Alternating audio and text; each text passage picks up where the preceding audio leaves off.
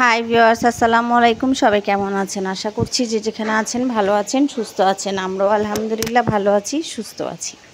আজকে আবারও চলে আসলাম ছোট্ট একটা রেসিপি নিয়ে, ফ্রোজেন সিম দিয়ে রুই মাছ।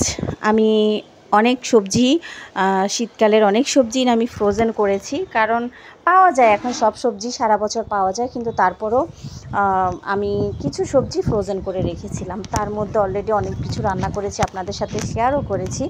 তো আজকে আমি রান্না করছি সিম দিয়ে রুই মাছ আলু দিয়ে ফ্রোজেন। খুবই টেস্টি ছিল, কিন্তু এটা যে ফ্রোজেন সেটা বোঝাই যাচ্ছিল না। তো যাই হোক, সিমগুলো নামিয়ে নিয়েছি, আর এদিকে আমি রুই মাছটা একটু ভেজে নিয়েছি।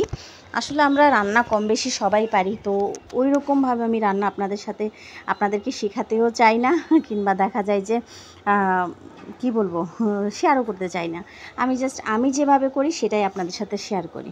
তো রুই মাছটা ভেজে আমি উঠিয়ে নিয়েছি, আর এখানে আমি আলুটা একটু ভেজে নিচ্ছি। বেসিক্যালি আমরা মাছের সাথে কোনো সবজি দিলে সেটা কখনো ভেজে নিই না, কিন্তু যেহেতু এটা ফ্রোজেন সিম, তো আমি ভাবলাম একটু মাছের সাথে আলু দিয়ে বা সিম দিই ওটা একটু ভেজে নিই। আর দেখলাম যে ভেজে সবজি রান্না করলে সেটা টেস্ট সম্পূর্ণ আলাদা, অনেক বেড়ে যায়। কিন্তু আমরা দেখা যায় কাঁচা সবজিটাই রান্না করি। তো আমি এখানে আলুটা ভেজে উঠিয়ে নিলাম, আর এবার আমি সিমটা ভেজে নিব। কারণ আমি যেহেতু আগে বের করে রেখেছি, এটা ডিফ্রস্ট হয়ে গেছে অলরেডি। আর সিমটা অনেক সুস্বাদু ছিল। যদি কেউ ফ্রোজেন সিম রেখে থাকেন বা খেয়ে থাকেন, কেমন টেস্ট সেটা আমাকে জানাবেন। আমি কিন্তু দুর্দান্ত স্বাদ পেয়েছি। আর আমার হেল্পিং হ্যান্ডকেও আমি তরকারিটা দিয়েছি, ও এসে বললো, আপা এটা বোঝাই যাচ্ছে না যে আপনি ফ্রিজে রেখেছেন।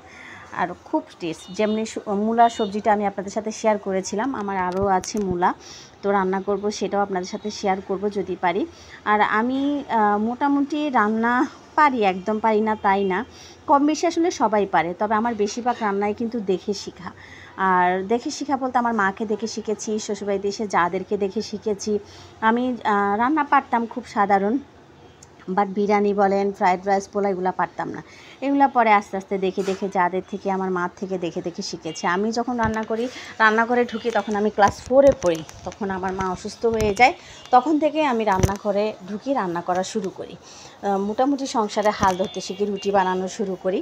তো তখন থেকে হাতে করি আমার, বা একটা মেয়ে বলে যে একেবারে কোনো কাজ করিনি বা বসে বসে খেয়েছি এরকম কোনো বিষয় ছিল না। আমি সকালে উঠে নাস্তা বানিয়ে মার জন্য রুটি, বাবার জন্য শক্ত রুটি, ভাইয়ের জন্য পরোটা করে আমি ভাত খেয়ে ভাইকে নিয়ে, আমরা 7টা থেকে স্কুল ছিল, মর্নিং শিফটে পড়তাম কেজি স্কুলে, তো চলে যেতাম। তারপর আবার দুপুরে এসে মা রান্নাবান্না করতো, আর যা ছিল বাকি সব আমি কাজ করতাম। আমার মা হেল্পিং হ্যান্ডের কাজ কখনোই পছন্দ করতো না, আর আমার মা অনেক পরিষ্কার ছিল, মার সব কিছু আলাদা।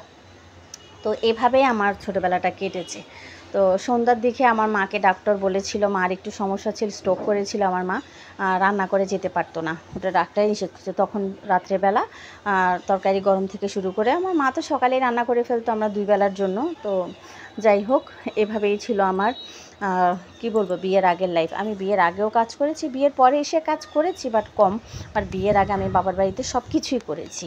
8-10টা মেয়ের মতো আমি বলবো না যে আমি পানিটাও নিয়ে খাইনি, না ভাই, আমি সব কিছুই করেছি। তো আলহামদুলিল্লাহ, সেই কারণেই হয়তো এখন আমি সব কিছু করতে পারি। একা হাতে 20 থেকে 40 জনের বা 50 জনের আয়োজন আমি একা হাতে করতে পারি, করেছি অলরেডি, সেটা আপনাদের সাথে শেয়ার করেছি। খুব তাড়াতাড়ি আমি অনেক আইটেম রান্নাও করতে পারি আলহামদুলিল্লাহ, সবার দোয়ায়। তো দেখেন আমার মশলাগুলো সব দেওয়া হয়েছে, কষিয়ে নিয়েছি আমি। এখন আমি আলুটা দিয়ে দিচ্ছি। আর মশলা, আমার মাকেও দেখতাম, আমার মা যখন মশলা কষাতো এই কালারটা আসতো, এত ভালো লাগতো। আর আমি এর আগেও কয়েকবার বলেছি, আমার রান্নাতে ঝোল দিতে হয় আমার পুচ্চু শোনার জন্য, আমার বড় ছেলের জন্য, আপনাদের ভাইয়ের জন্য। না হলে আমরা কিন্তু মাখা মাখা খেতে অভ্যস্ত। আমার মা কিন্তু ঝোল অত বেশি দিত না, এরকম মশলা মশলা করে রান্না করতো, ওই মশলাটা দিয়ে খেতাম।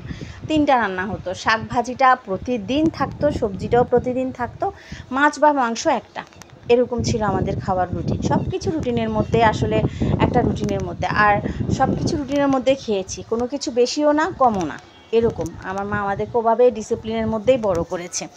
তো যাই হোক, এই যে আপনাদের সাথে কথা বলতে বলতে আমার তরকারিটাও কষানো হয়ে গেছে। এখন আমি মাছ ভুনাটাও দিয়ে দিচ্ছি। এই যে এটা দিয়ে দিয়েছি, এবং আগেই আমি একটু ঝোল দিয়ে দিয়েছি মোটামুটি। ওই যে বললাম, আমার পুষু শোনার জন্য আমার ঝোলটা দিতে হয়, যার কারণ ও ঝোল ছাড়া ভাত খেতেই পারে না। তো লবণটা একটু কম হয়েছে, ওই জন্য আমি আবার লবণ দিয়ে দিলাম। তো এই যে দেখেন আমার রান্নার ফাইনাল লুক, মাশাআল্লাহ।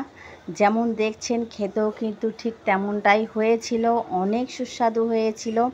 যদি এভাবে ফ্রোজেন সিম কেউ না খেয়ে থাকেন একবার হলেও ট্রাই করবেন, কিন্তু বুঝতেই পারবেন না যে এটা আপনি ফ্রোজেন করে রেখেছেন। আমি আগে কখনো রাখিনি, ফার্স্ট টাইম রেখেছি। আগে ফুলকপি বাঁধাকপি রেখেছি, বাট সিম মূলো এগুলো রাখিনি। তো এগুলো এবার রেখেছি, আর রেখে কিন্তু অনেক ভালো একটা স্বাদ পেয়েছি।